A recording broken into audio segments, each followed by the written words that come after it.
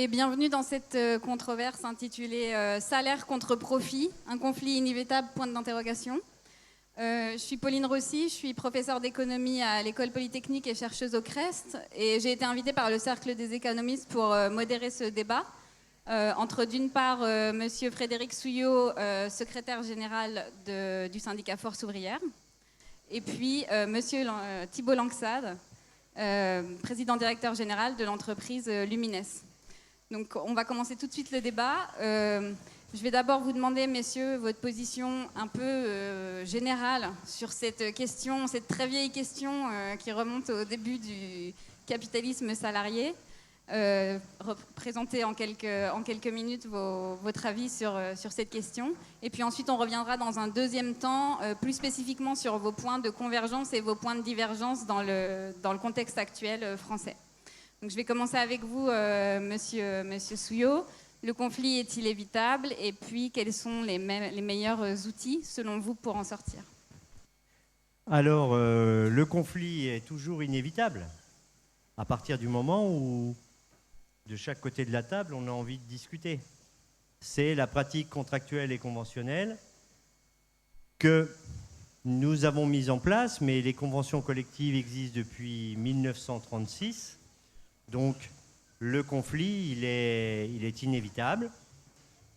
Il est évitable parce que si on se met autour de la table et que nous commençons à discuter, à partir du moment où il n'y a pas la substitution des primes, quelles qu'elles soient, sur le salaire. C'est avec la paye qu'on remplit le frigo quand on est salarié. D'ailleurs, quand on est employeur, c'est la même chose. Et pour nous, il faut redonner la place qui est la sienne à la négociation collective.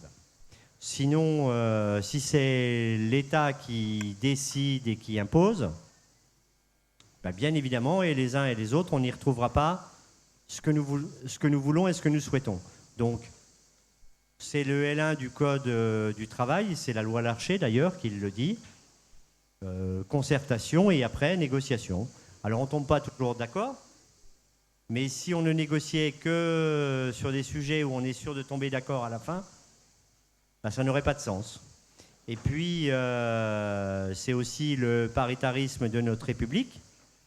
À la fin de la Seconde Guerre mondiale, ce que nous avons mis en place sur la protection sociale collective, eh bien, c'est ce qui a contribué à la cohésion sociale de notre République. Et dans le paritarisme, il y a des employeurs et il y a des salariés. Et nous arrivons à aujourd'hui montrer, prouver, notamment sur les retraites complémentaires, si on regarde l'AGIRC et l'ARCO, à une vraie transparence du paritarisme et une vraie politique de gestion de ces budgets qui se comptent en milliards. Mais, salaire contre profit, il n'y a pas un conflit à partir du moment où on discute et on négocie.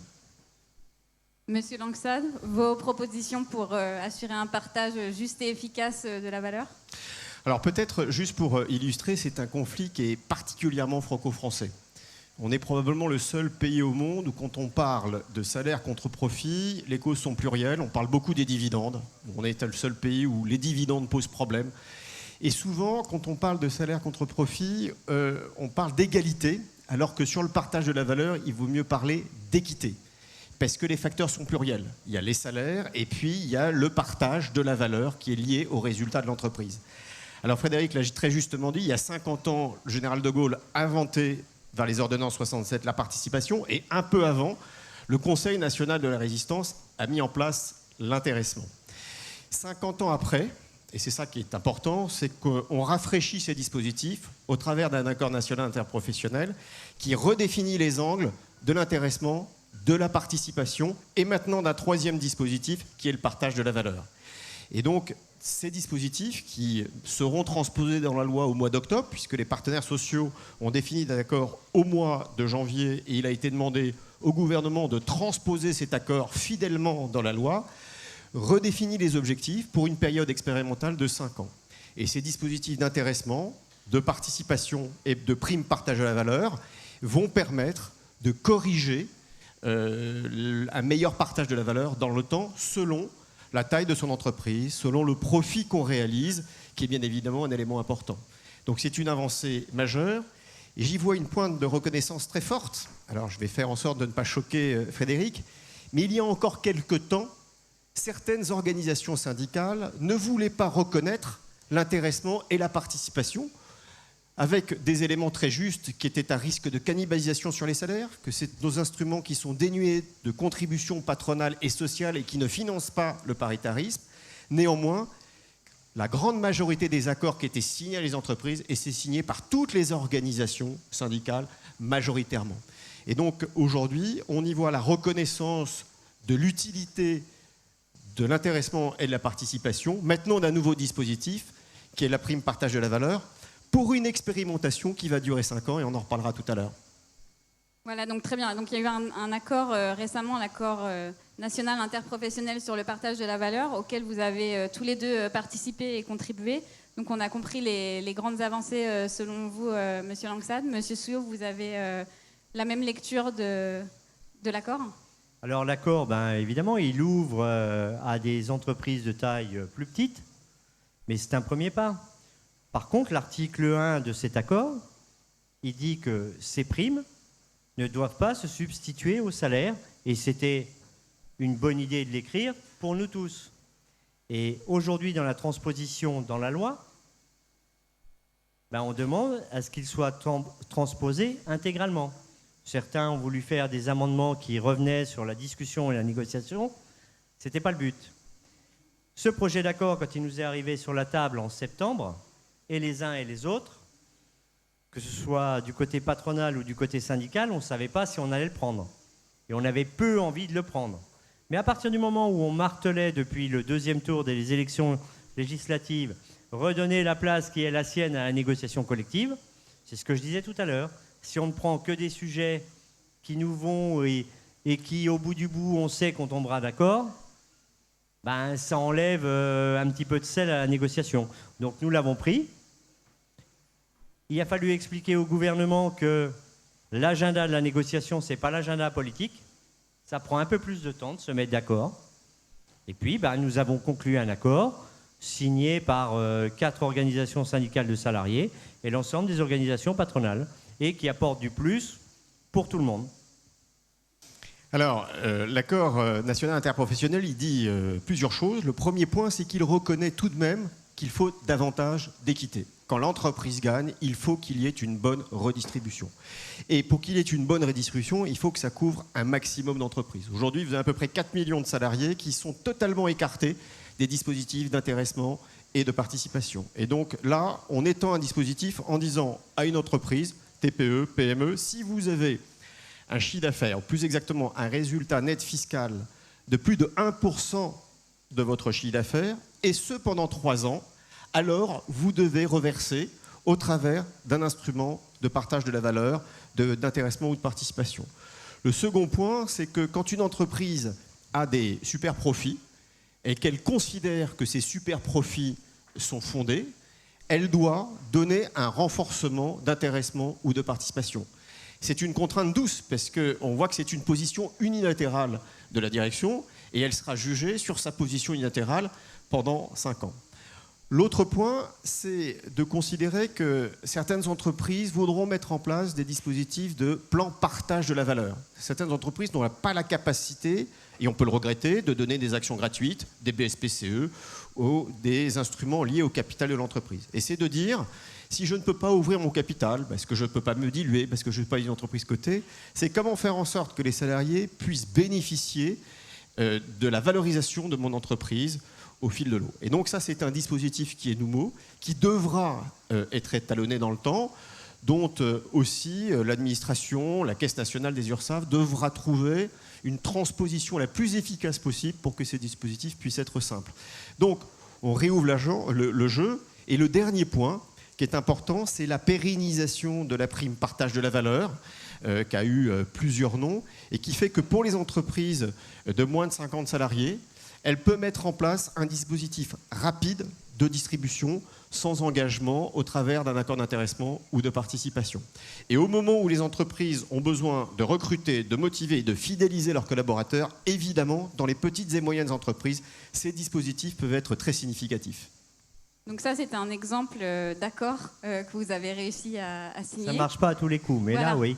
Ça ne marche pas à tous les coups. Et donc un exemple de désaccord profond, c'est la question de la revalorisation du SMIC, qui pour vous, Monsieur Souillot, est un outil important de partage de la valeur, alors que pour vous, Monsieur Langsad, c'est plutôt une fausse bonne idée. Donc je vous laisse développer vos points de vue sur la question. Alors, revalorisation du SMIC. Nous le réclamons tous les ans et surtout depuis l'inflation. On demande un coup de pouce au SMIC. Parce que le SMIC, c'est le salaire minimum. Et aujourd'hui, il n'est pas admissible qu'on puisse toute sa vie être payé au SMIC. Quand vous touchez le SMIC, pour remplir le frigo, c'est compliqué à partir du 16 du mois. Surtout quand l'inflation elle est à ce niveau-là. Et ce que nous réclamons, ce que nous avons dit, remettons en place l'échelle mobile des salaires, à minima tant qu'il y a de l'inflation. Sinon, on va tasser les grilles, écraser les salaires et, Thibault le disait juste avant, l'attractivité des métiers. Une grande partie des métiers où on n'arrive pas à trouver et embaucher, c'est lié d'abord au salaire d'entrée, deuxièmement aux conditions de travail, troisièmement à l'évolution possible pour le salarié, pour le travailleur. Et maintenant, sur le SMIC, allègement total de cotisation patronale jusqu'à 1,6 fois le SMIC, ça ne contribue pas à la cohésion sociale de notre République à travers notre système de protection sociale collective, puisque l'État doit compenser, et après on nous parle de dette publique. Donc, chacun, salaire différé, cotisation salariale, cotisation patronale, c'est le paritarisme et notre protection sociale collective. Monsieur Langsad. Alors, plusieurs points, parce que le sujet, il peut être micro et macroéconomique. D'abord, le premier point, quand on regarde les augmentations de salaire dans les entreprises en 2023, la moyenne des augmentations de toutes les entreprises se situe aux alentours de 4,5. Et quand on regarde un peu plus dans la granularité, et notamment les bas salaires, on s'aperçoit que dans beaucoup d'entreprises, les augmentations qui ont été octroyées sont plus proches de 7, 7,5, parfois 8, selon la taille d'entreprise. Ce qui veut dire qu'en 2023, le pouvoir d'achat, alors c'est très macroéconomique, compte tenu de l'inflation que nous avons eue, dépasse l'inflation. Alors, l'inflation réelle, qui est le prix de la viande, de l'essence, évidemment crée des disparités. Néanmoins, d'un point de vue purement macroéconomique, les entreprises ont joué le jeu naturellement face à une pression, à une demande à la fois d'augmentation du pouvoir d'achat, mais également de compétitivité. L'autre point, Frédéric le dit assez bien, mais c'est là où on a un point de divergence qui est fort, c'est le tassement des salaires. Oui. Et donc, si vous augmentez le SMIC, eh bien, la répercussion et le risque, c'est que c'est toute la chaîne qui bouge. Et là, vous entraînez une évolution de votre masse salariale. Donc, ce n'est pas le plus petit dénominateur où on peut comprendre qu'on peut faire un effort. C'est tout le réajustement de la grille qui embarque votre masse salariale jusqu'aux salaires les plus élevés de l'entreprise, ou en tout cas les forts salaires qui représentent, on va dire, un impact fort. Et donc, c'est ça auquel il faut être attention. Et donc, chaque fois que le gouvernement a la volonté de légiférer sur un rehaussement du SMIC, ça peut provoquer des décalages importants. Alors qu'on voit qu'en période que nous traversons, les entreprises, à travers la négociation qui est la négociation annuelle obligatoire, elles se réajustent, parfois pas suffisamment, mais on voit bien qu'en 2023, les augmentations ont permis de compenser l'effet inflationniste. Le troisième risque, c'est évidemment un risque inflationniste, c'est qu'à partir du moment où vous commencez à bousculer vos grilles, vous augmentez le pouvoir d'achat, alors la mécanique se met dans une spirale inflationniste qui est nuisible pour notre économie. Donc le risque de tassement est réel et le risque macroéconomique est très fort. Monsieur Souillot, je vous laisse rebondir et puis on parlera de l'inflation juste après. Alors, je suis pas d'accord. Parce qu'en fait, l'échelle mobile des salaires, elle n'existe plus. 1982, la loi Delors II l'arrête. Et quand le SMIC augmente. Alors il y a certaines entreprises qui le font, mais souvent, le reste de la grille reste pareil, et là ça tasse. Et après, sur le dernier point qu'a évoqué Thibault, aujourd'hui, l'inflation liée au salaire, ce qu'on a essayé de nous expliquer depuis un an. Alors j'ai regardé les dernières études et analyses, et pas d'économistes atterrés, y compris de Jean-Hervé Lorenzi. C'est profit et inflation qui génèrent la courbe en ce moment. Donc, il faut encore une fois raison garder, y compris sur la macroéconomie. Ce n'est pas les augmentations de salaire qui ont fait augmenter les prix et qui ont généré de l'inflation. C'est super profit et profit qui ont généré de l'inflation. Alors, moi, j'ai une question justement liée à cette boucle. Donc, certains parlent d'une boucle prix-profit et d'autres parlent d'une boucle prix-salaire. Et donc, si on repense un peu ce débat dans le contexte inflationniste, est-ce qu'on peut se dire qu'aujourd'hui, le vrai conflit, il n'est pas tant entre entreprises et salariés, mais entre entreprises et salariés d'un côté et consommateurs de l'autre? Ou de se dire qu'au sein des entreprises et au sein des salariés, en fait, il y a des gagnants et des perdants de l'inflation au sein de ces groupes? Et comment on fait en sorte que les outils dont on dispose aujourd'hui protègent les perdants et ne soient pas détournés par les gagnants? Bon, d'abord, dans la situation actuelle, on voit bien que le coût des matières premières a explosé. On a une tension sur le marché de l'emploi qui amène les entreprises à avoir des difficultés à recruter et qui pose des problématiques de productivité qui sont derrière. Donc aujourd'hui, on est dans une tendance inflationniste qui est d'une augmentation des prix compte tenu de coûts excessifs des matières premières. Et donc ça, c'est un point qu'il faut marquer.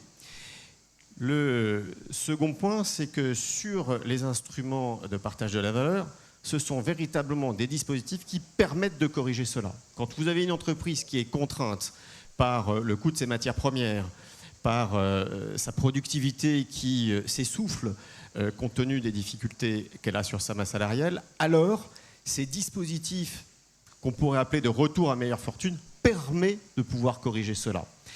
Et si je devais, non pas faire un mea culpa, mais regarder ce qui se passe dans les entreprises, bien souvent ces dispositifs, quand ils sont mis en place, ne sont pas suffisamment expliqués pour donner le change sur le pouvoir d'achat.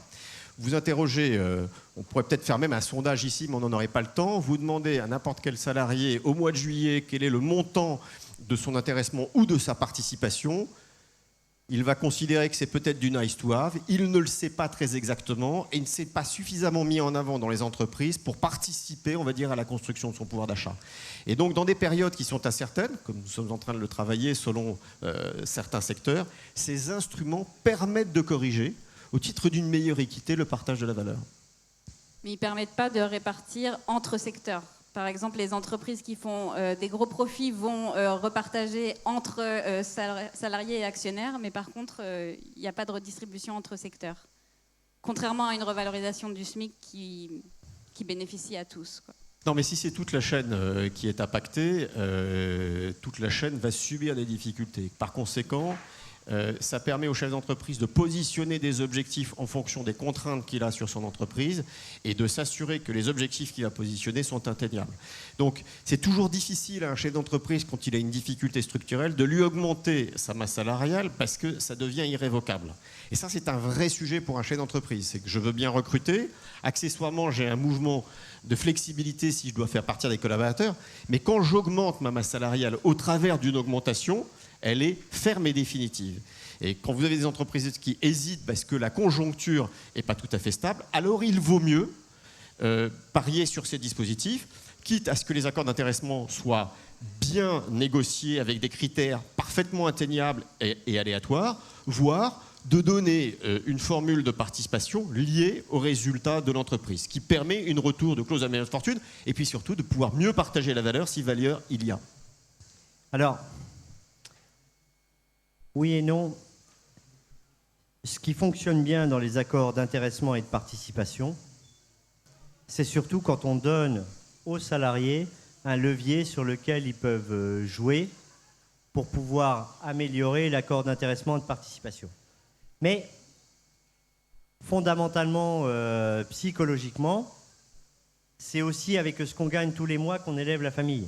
Alors, peut-être que souvent il n'y a pas assez de communication sur l'intéressement ou la participation, mais souvent ces sommes sont aussi bloquées pour 5 ans dans des plans d'épargne et dans tout un tas de sujets.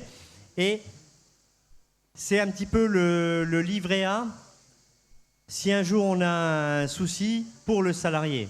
Mais le salarié, le travailleur, ce qu'il regarde, lui, c'est l'augmentation. Alors évidemment, parfois, quand on négocie la négociation annuelle obligatoire sur les salaires, elle porte bien son nom, elle est obligatoire. Ça ne dit pas qu'il y a un accord au bout du bout. Et souvent, les organisations syndicales sont capables de comprendre si l'entreprise se trouve, pas dans la tourmente, mais avec un prévisionnel dont on ne connaît pas la suite. Ils savent tenir sur l'augmentation sur les salaires et on regarde sur d'autres leviers sur lesquels on peut jouer, notamment un certain nombre de primes, ou la prime de panier, ou l'augmentation des tickets restaurants et tout cela. Donc tout ça, ça fait partie de la négociation et il n'y a pas conflit permanent. Il nous reste 4 minutes, je propose de prendre une question ou deux de la salle, s'il y a des questions dans le public. S'il y en a pas, non, je vais...